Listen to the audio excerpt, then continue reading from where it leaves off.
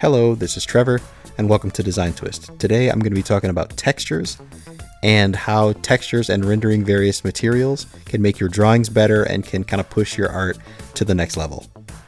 I'm going to be drawing a Magnemite, which is a Pokemon. It's basically just a sphere with a few decorations, and I thought it would be perfect to change its body into different materials to show off how I would shade it. And like my tracing video I posted a few months ago, I want to kind of demystify this process of coming up with ways to shade and do highlights. So right now I'm just coloring this Magnemite in the way I normally would. So as I draw this Magnemite, I'm going to have a soft light from above, 2 levels of shadow underneath, and then a layer of rim light on the bottom as well, as if there's something underneath it. So the main things you need to think about when you're making a texture for something, A is whether or not the thing has a pattern on it in general. So like a basketball, you would put down the orange and then those 4 black lines to kind of show that it's a basketball. Easy enough. Then there is which direction it's lit from, how powerful the light is, what color the light is. That's going to determine, the color of your highlights, the color of your shadows, where they are. But then the thing that I wanted to talk about more in this video was surfaces and the difference between reflective surfaces and diffuse surfaces. So a reflective surface is going to look like a mirror or a shiny polished piece of metal or plastic. When you look at, or like the surface of water, you're going to see a reflection of the surroundings in that object, which means the light that is hitting that object is bouncing accurately off of that object into your eye. And it's going to make the shadows and highlights sharper, and it's going to make them more sensitive to the changes of light and shadow surrounding it. Like imagining a crystal ball where you can see the sharp specular reflections of a candle or a light bulb in the room. If you looked at a pillow, you wouldn't be able to see a shiny, exact reflection of the things, the light sources around it. You're just going to see soft gradations of those shadows and highlights. Imagining the difference in sharpness of highlights and shadows on a toilet paper cardboard tube versus a can of spray paint, or a cylindrical glass versus a pool noodle. These things are all going to be, they're all cylinders, but they're all going to have different treatments for your shadows, highlights, specular reflections. Some of those things are really diffuse and you're not going to see sharp highlights. You can skip the sharp highlight phase altogether or blur your highlight out.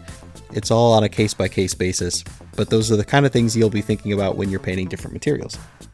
So first off, let's try something that could be really complex, but is really a basic thing to think about. This is a perfectly reflective steel ball, and I don't want to fully paint this exact thing. That's not the point. It's just to study like the way that this material looks. It is super sensitive to light and shadow in its surrounding area, and the highlights and shadows are going to be really sharp and change drastically based on the environment and the color of the things around it. So if you had a colorful bunch of things around this creature, it would probably be reflected in the way that you shaded it if it was perfectly reflective in metal like this. And the same could be said for glass or polished wood with like a glaze or a lacquer on it. It's going to be kind of reflective. Now wood is different. It's not a perfect mirror, but if it has a shiny surface, a shiny coating or something on it, you are going to get sharper highlights and shadows on that.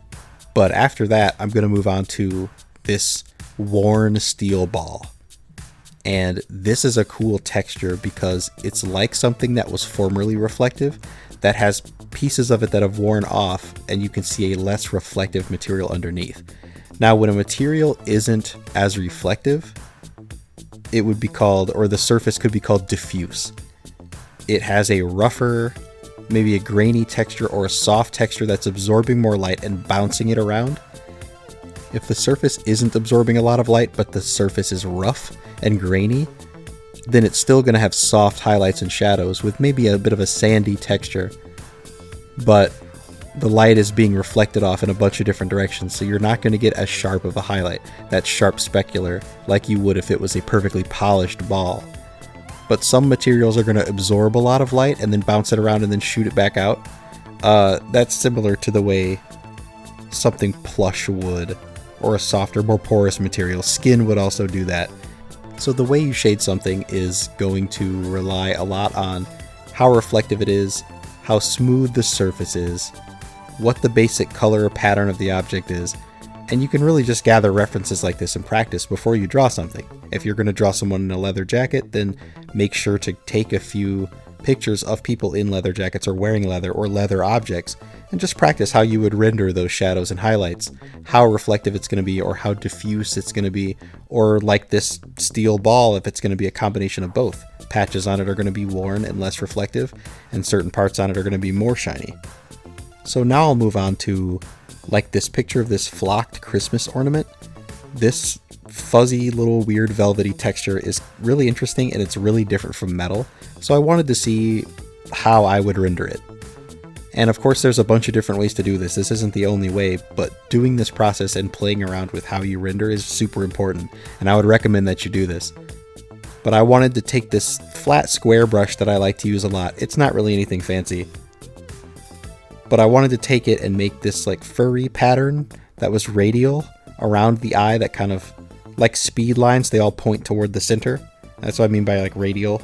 And I'm going to use a radial zoom blur filter to make them kind of like smooth out. And I do it a little bit with a shadow color and a little bit with a highlight color, and it kind of gives the effect of that flocked ornament. And this also brings me to mention that when something has a texture that breaks its own contour, like this Magnemite is obviously a sphere, but if it's flocked, then it's gonna be furry. It's gonna have little hairs or tufts coming off of it. And the hairier something is, or the more that its texture breaks its shape, the line work might also have to conform and communicate that texture as well.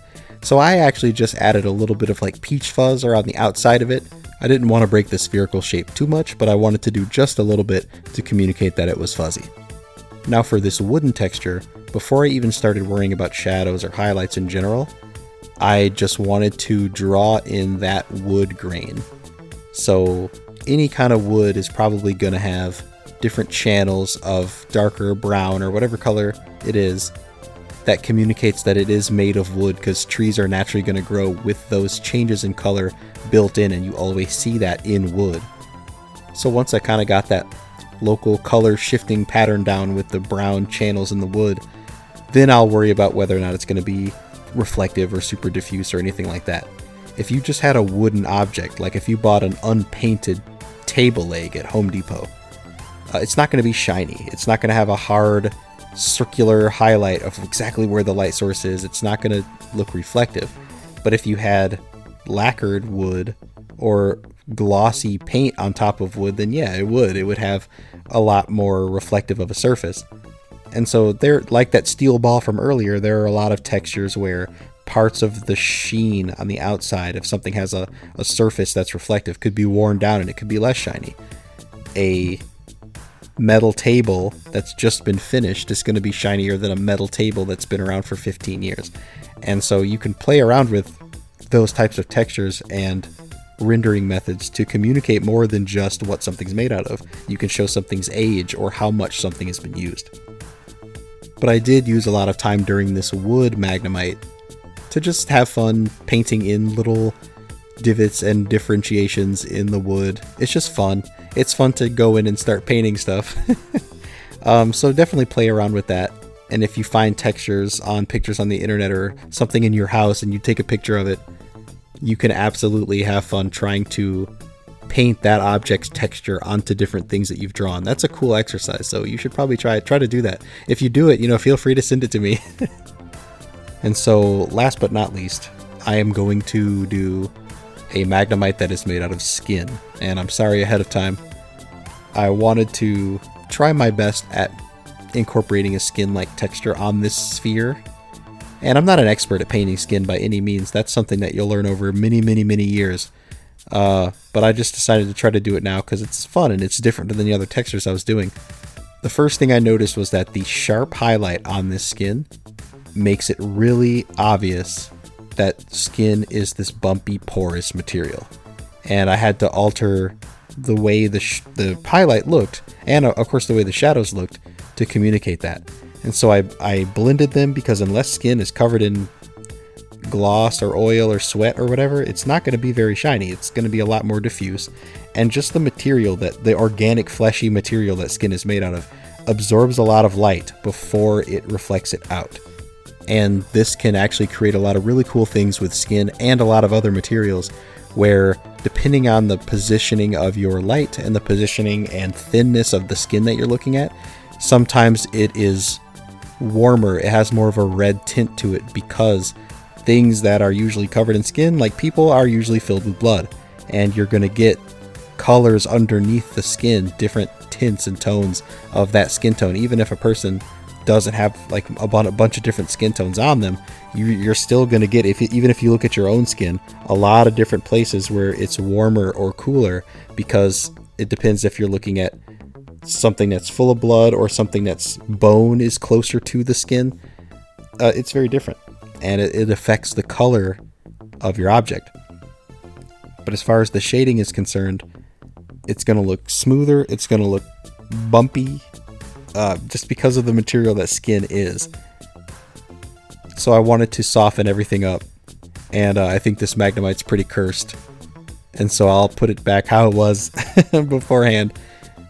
But now if you want to go off and make your own Magnemite or Pikachu out of human skin, you can. I don't know why you'd want to do that unless you're making a YouTube video about how to paint skin. But if you wanted to do that, feel free. Thank you for watching. This was a super quick video I made. I'm trying to make it in 2 days, which is a record for me, which is pretty cool. But the video that I'm currently working on is going to take a few weeks, so I didn't want to leave a bunch of weeks in a row where I didn't post a video. I talked to a few people about the purpose of my channel, and I really want to practice teaching people art fundamentals, because there's a million things I want to draw from a bunch of different fandoms, but the through line for all of my videos should be showing someone something about art or some kind of technique or what's going through my head when I'm designing. I want artists who have less experience than me to feel empowered and confident when they go to do something that they haven't done before.